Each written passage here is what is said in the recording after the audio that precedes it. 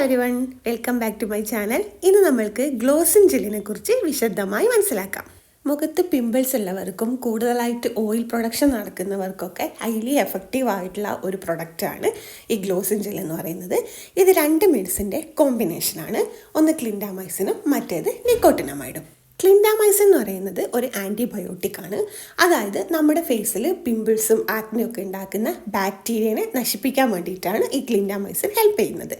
Nicotinamide എന്ന് പറയുന്നത് vitamin ബിൻ്റെ ഡെറിവേറ്റീവാണ്. അത് നമ്മുടെ ഫേസിൽ ആക്നെ റിലേറ്റ് ചെയ്തുണ്ടാകുന്ന ഇൻഫ്ലമേഷൻ, അതായത് റെഡ്നെസ്, സ്വെല്ലിംഗ് ഒക്കെ ഉണ്ടെങ്കിൽ കുറയ്ക്കാൻ വേണ്ടിയിട്ടാണ് ഹെൽപ്പ് ചെയ്യുന്നത്.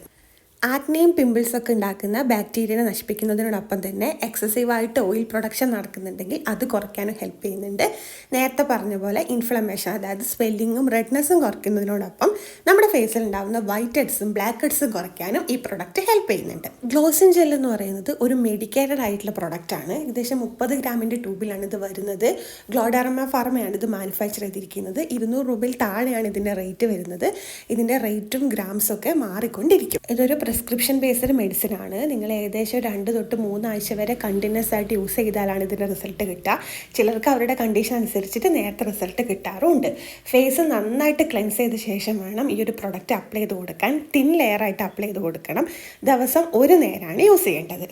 പ്രഗ്നൻ്റ് ആയിരിക്കുന്നവർക്കും ബ്രസ്റ്റ് ഫീഡ് ചെയ്യുന്നവർക്കും ഈ പ്രൊഡക്റ്റ് സേഫായിട്ട് യൂസ് ചെയ്യാം. പക്ഷേ നിങ്ങൾക്ക് അത്യാവശ്യമാണെങ്കിൽ മാത്രം നിങ്ങളുടെ ഡോക്ടറുടെ കൺസൾട്ടേഷൻ എടുത്തതിന് ശേഷം മാത്രം ഈ പ്രൊഡക്റ്റ് യൂസ് ചെയ്താൽ മതി. പിന്നെ സെൻസിറ്റീവ് സ്കിൻ ഉള്ളവരൊക്കെ ഈ ഒരു പ്രൊഡക്റ്റ് എന്തായാലും പാച്ച് ടെസ്റ്റ് നടത്തി നോക്കിയിട്ട് യൂസ് ചെയ്യുന്നതാണ് നല്ലത്.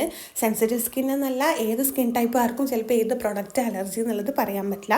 അതുകൊണ്ട് നിങ്ങളൊരു പാച്ച് ടെസ്റ്റ് നടത്തി നോക്കുക.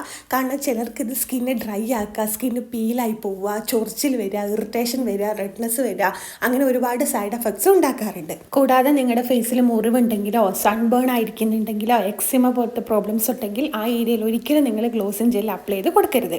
കൂടാതെ ഞാൻ എപ്പോഴും പറയുന്ന പോലെ ഈ ഒരു ക്രീമല്ല, നിങ്ങൾ ഏത് ക്രീം യൂസ് ചെയ്യുമ്പോഴും സ്കിന്ന് മോയ്സ്ചറൈസ് ചെയ്യാനും സൺസ്ക്രീൻ യൂസ് ചെയ്യാനും മറക്കരുതേ.